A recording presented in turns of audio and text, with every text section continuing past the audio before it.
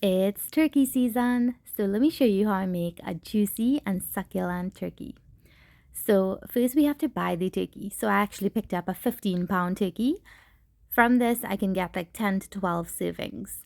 So you want to go with 1 to 1.5 pounds of turkey per person. So first you want to let it completely defrost and then remove the giblets and the neck from inside, and then wash it thoroughly with some lime or lemon juice or some vinegar. And you also want to make sure the bird is completely dry. Usually I do a wet brine, but this year I didn't feel like dealing with all that mess and then emptying my fridge, so I'm actually doing a dry brine. My friend Stuart actually encouraged me to try the dry brine this year, and I absolutely love it.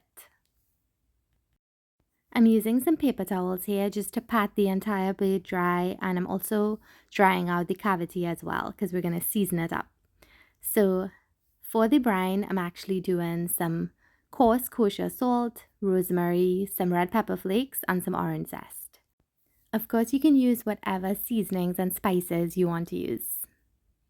Then you're going to use this and just coat the entire bird with it. You want to put it inside the cavity and just all around. Doesn't that look amazing already?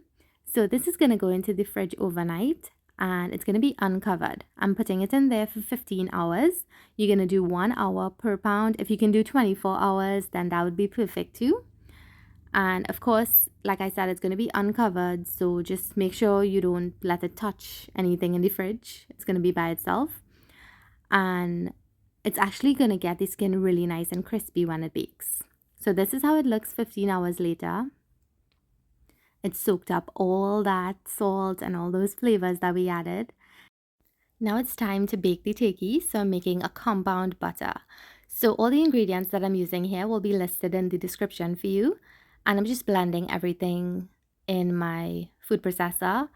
And I'm also adding some annatto or achiote or roucou powder. This is just for color. It gives the skin a really nice color. If you don't have this, you can just use a few sazon packets. Just keep in mind that sazon actually has a lot of salt in it. So here's what the butter looks like. I'm just going to rub it all under the skin and all around the bird. And I'm actually going to bake it on a rack so that it doesn't sit in the juices and get soggy. I'm inserting my meter plus thermometer to keep track of the internal temperature. And this is going to bake at 250 for about 2.5 to 3 hours until the internal temp is 170 degrees Fahrenheit. And this is how it looks when it's finished. So you can choose to bake it or put it on the grill. Just keep track of the internal temperature. Look at that gorgeous golden brown skin, and it's super crispy. And I can't wait to cut into it and show you how juicy the turkey breast is.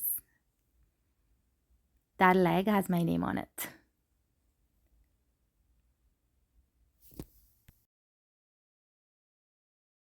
So we all know how easy it is to get a really dry turkey. But when you measure the internal temperature and you pull it out as soon as it reaches that, you end up with a really juicy and tender turkey. And look at the breast. The breast is actually the one that chokes you if it's dry. Look how juicy and moist that is. And look how easy it pulls apart.